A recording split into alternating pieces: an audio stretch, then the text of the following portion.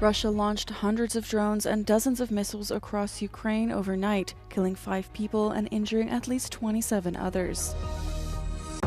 Hungary's Foreign Minister Peter Szijjártó admits to calls with his Russian counterpart Sergei Lavrov during key EU meetings.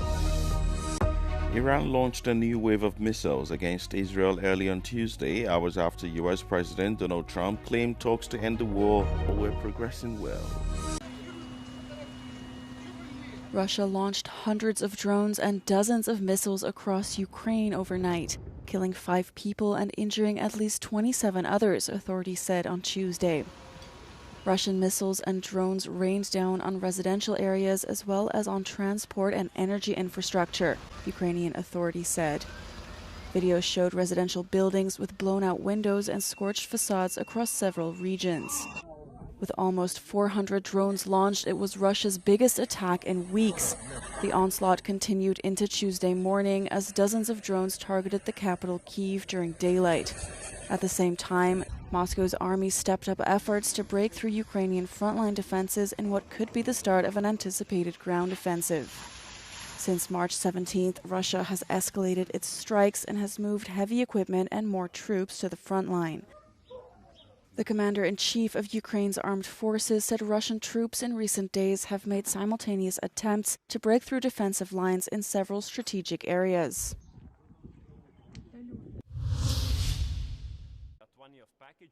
Hungary's Foreign Minister Peter Szijjártó has acknowledged that he regularly contacts his Russian counterpart Sergei Lavrov during private EU meetings on foreign affairs. The Hungarian government had earlier dismissed the allegations as fake news, but Szijjártó acknowledged they were true during a speech on Monday evening. The allegations are explosive, as EU member states are bound by the principle of sincere cooperation, and the content of such meetings is understood to be confidential. In a video posted on social media on Tuesday, Szijjártó rejected claims that he had breached security protocols, insisting that secrets are not discussed at the ministerial level meetings in question. Szijjártó said he also speaks to his counterparts in Serbia, Israel, the United States and Turkey, both before and after EU meetings on foreign affairs. The revelations come as political tensions mount ahead of Hungary's parliamentary elections next month, in which the ruling party is behind in the polls against opposition leader Peter Magyar's Tisza party. Danish voters went to the polls on Tuesday in a snap parliamentary election called by Social Democrat Prime Minister Mette Frederiksen, who is seeking a third term in the wake of a crisis sparked by US President Donald Trump's push to take control of Greenland. The latest polls give the current coalition behind Frederiksen a 9-seat lead over the right-wing bloc, but neither side is projected to win a majority of the 179 seats in Denmark's parliament. 2 centre-right challengers hope to replace Frederiksen. One is in her current government, Defence Minister Truls Lund Poulsen of the Liberal Venstre Party.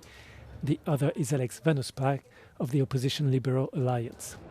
Greenland, which took up much of the government's energy in recent months, has not been a significant issue in the campaign because there is a broad agreement on its place in the kingdom.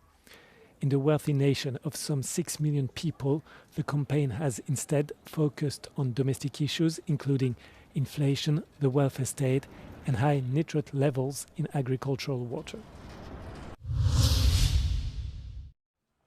European Commission President Ursula von der Leyen on Tuesday sealed a free trade agreement with Australia in a deal that slashes tariffs on most EU goods and farm exports. The pact will save the EU €1 billion a year in duties, the European Commission said, with exports projected to climb as much as 33% over the next decade. So what I have seen with a growing unpredictability and uncertainty worldwide is that countries are longing for stability and predictability. And this is what the European Union is offering. Tariffs will eventually fall to zero on products including cheese, wine, some fruit and vegetables, chocolate and processed foods. A safeguard mechanism will allow the EU to shield sensitive sectors if a surge in Australian imports harms the bloc's market.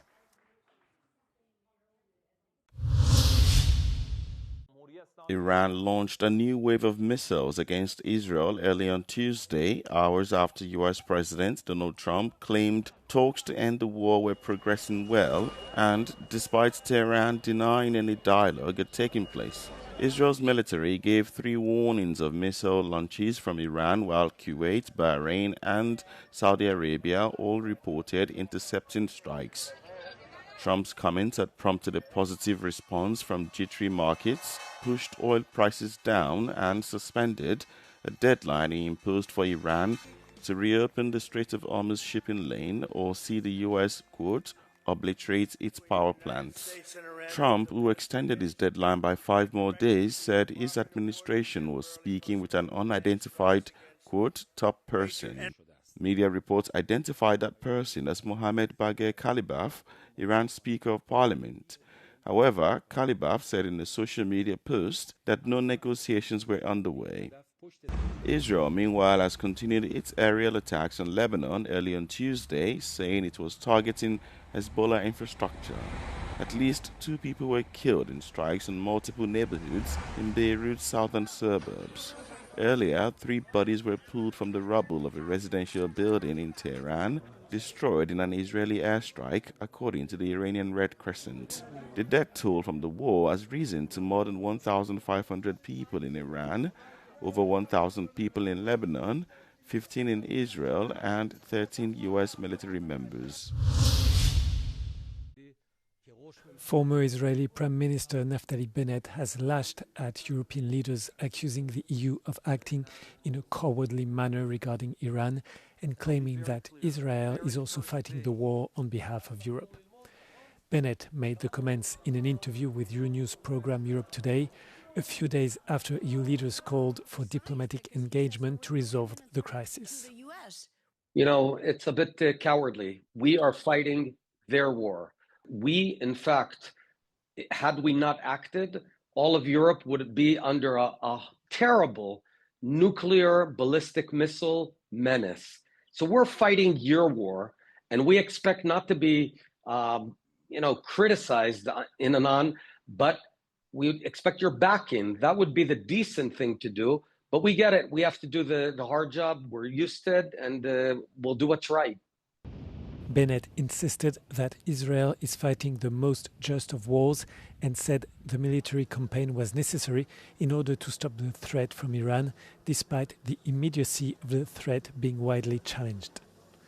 When asked whether Israel is working under US President Donald Trump's timeline for the war and whether it would accept a deal, Bennett said it would depend on whether it would align with its objective of completely dismantling Iran's nuclear program. Trump had said on Monday that he would give Iran a 5-day deadline to hold talks and explore the possibility of a deal.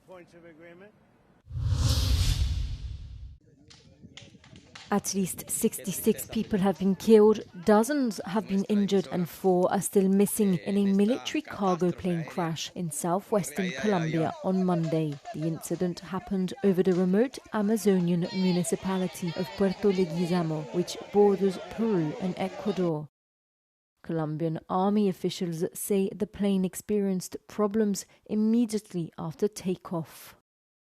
De igual manera, hemos enviado un equipo investigador para empezar a determinar cuáles son las causas de este siniestro. En este momento no conocemos detalles, salvo que tan pronto despegó la aeronave, sufrió algún problema y se precipitó a tierra más o menos a un par de kilómetros desde el aeropuerto. Authorities said the airplane had 128 people on board, including 115 from the army, 11 crew members and 2 from the national police. Defense Minister Pedro Anulfo Sanchez said that so far there were no signs indicating that the plane was attacked by rebel groups that operate near the area.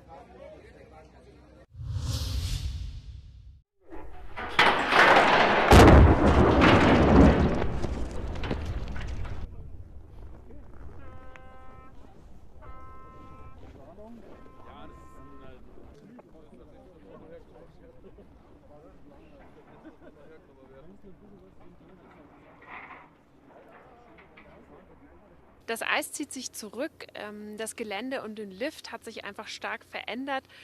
Der Hang ist deutlich steiler geworden und deshalb kann der Lift so technisch nicht mehr in Betrieb genommen werden.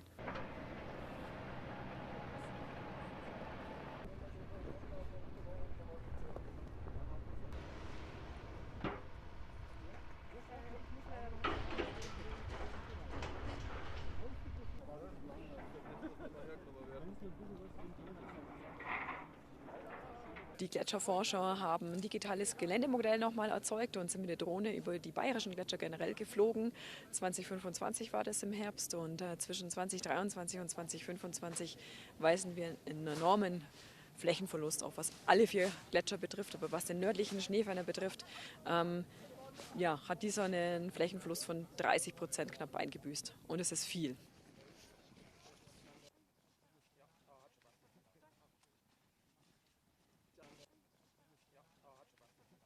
Es geht immer schneller und es ist vor allem in den letzten 3 Jahren sehr schnell gegangen, weil die letzten 3 Jahre bzw. die letzten 2 Jahre zwischen 2023 und 2025, das waren die wärmsten Jahre seit Beginn der Aufzeichnungen.